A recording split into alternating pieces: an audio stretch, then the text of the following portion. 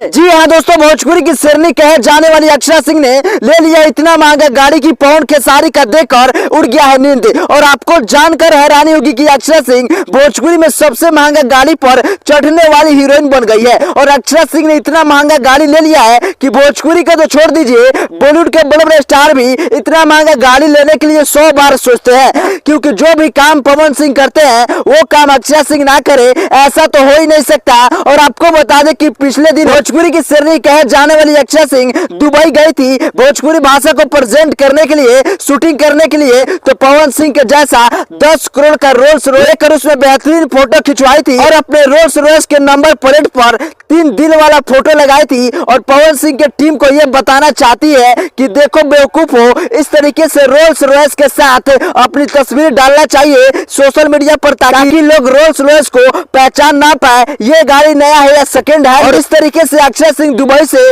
पवन सिंह को बेवकूफ बनाने का काम किया है। और आपको बता दें कि जिस तरीके से पवन सिंह ने अपने जन्मदिन पर 10 करोड़ की गाड़ी रोल्स रॉयस से एंट्री किए थे, जो गाड़ी एक भाड़े के रेंट के था, और ऐसे ही अक्षय सिंह इस मामले में कैसे पीछे रह सकती है। वो भी दुबई में शूटिंग करने गई थी, तो भोजपुरी भाषा को सम्मानित करने गई थी, वहां पर 10 करोड़ का रोल्स रॉयस के साथ अपना फोटो खिंचवा कर ये बताना चाहती है कि हम भी पवन सिंह से कम नहीं है।